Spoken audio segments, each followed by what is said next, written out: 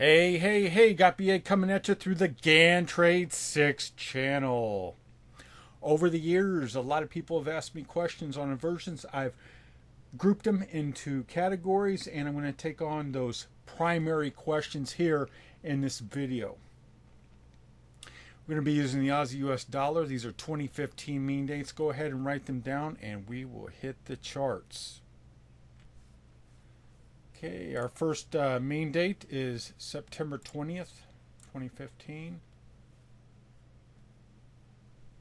That would be up here. Okay, so we're going to be going down. It's a pretty good high. To October 1 is our main date. It's here on this one, so it's this low down here, a couple days earlier. Our next one is October 9.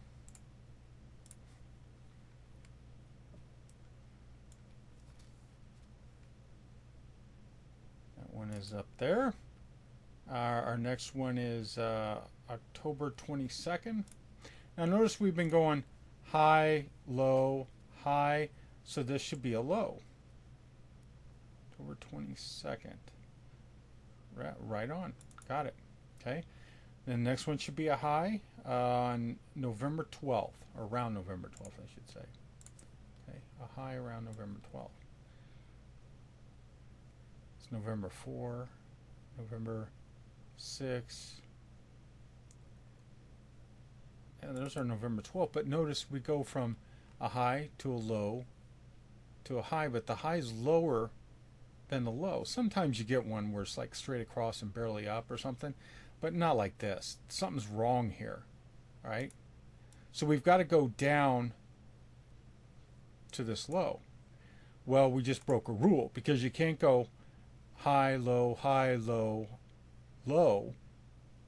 Doesn't make sense. So what happened? Well, we got an inversion.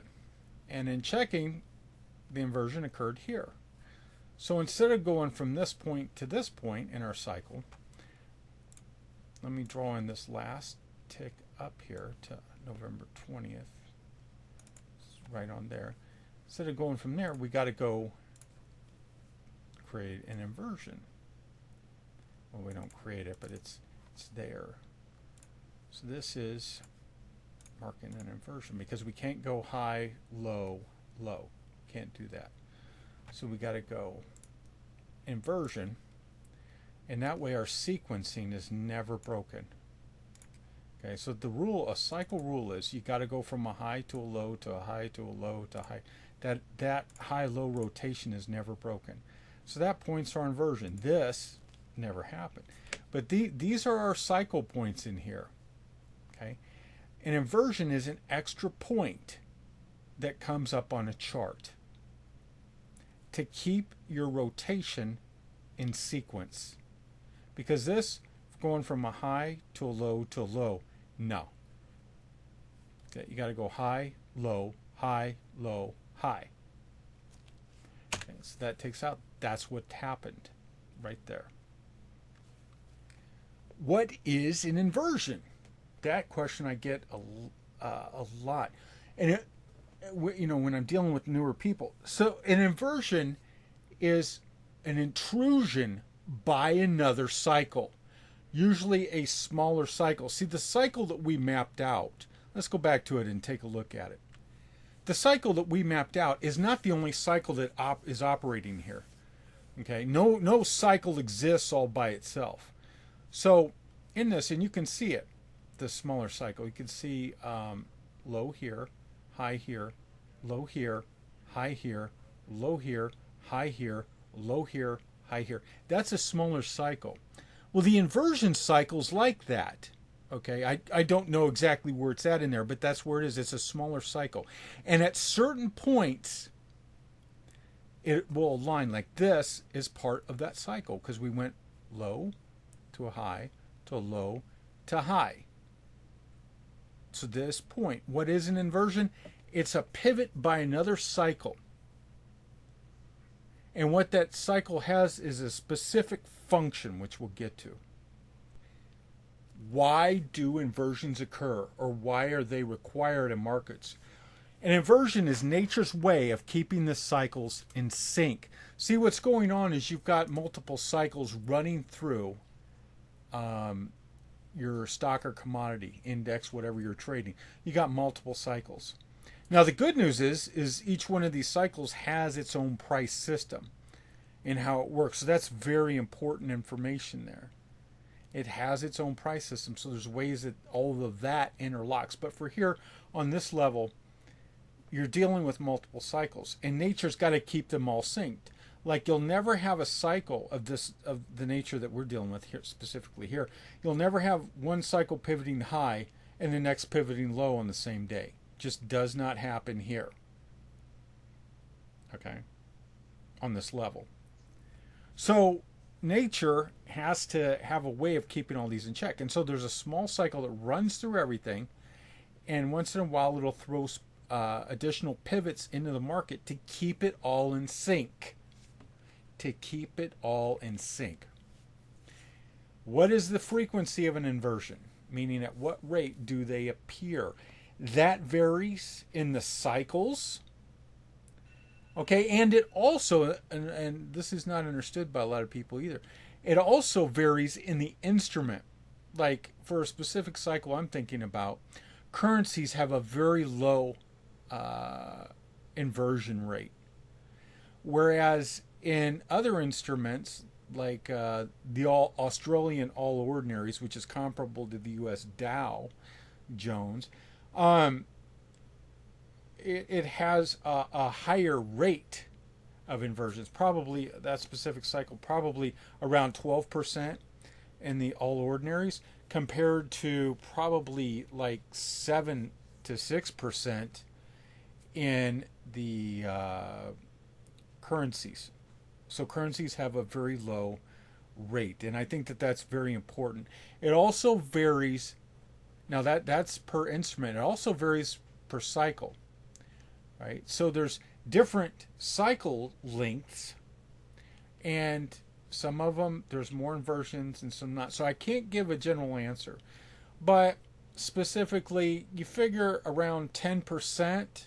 If I had to hardball it somehow, about 10% of the inversions, okay? 10% are inversions, roughly, on average. Can one know in advance if an inversion is going to occur, and with what degree of accuracy? Yes, but there's some factors there that mitigate it from being 100% correct. There's multiple factors there. You know, in certain cycles, you know, well, this area that I'm in could produce an inversion or could not. It's on the line, so you can't tell or whatever. So just what I do in trading is I just stay away from it. So it kind of gives you a red flag. If you're not sure, just stay out. But there's a way to know it with a high degree of accuracy. And as you focus in over time on a specific instrument and you're on that level, it becomes more and more knowledge that you've acquired to put into this. You get more used to it, and you know the intricacies. You know your market. You know what the price moves are supposed to look like, or what to expect. I guess would be a good way to put that after that long-winded explanation I just gave. Can an inversion occur anywhere in the data? No. Only in specific areas of the data, which I call inversion zones. They can only occur in there. So you can be in certain areas of the data where no inversion can occur. And there's, or vice versa. What I do on my charting is different than what I do on my spreadsheet. On my spreadsheet, I've got the zones actually marked. And what you see in a lot of these videos is the charting, like what I just showed you, is the charting. So those areas aren't marked on there.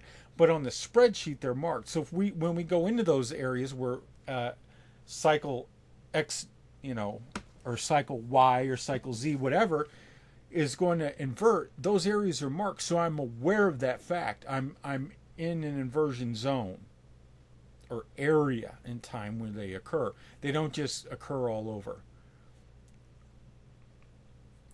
You must know the cycles first before worrying about inversions, and that's really the key. The first step is to really get the cycles going right and not worry about the inversions. Just mark them off and put them away and leave them alone. It takes a while, but you got to get the cycles right first. That's the key to it, not the other way around. So the inversions, yeah, they're there, but do you worry about them? No, set them aside, learn the cycles, become absolutely pro at the cycles. Okay? And that pretty much covers the gamut of it. I went through this pretty quick, so you may want to go back over and take another look at it. But it's a lot of information, a lot of area was covered very quickly. GT6.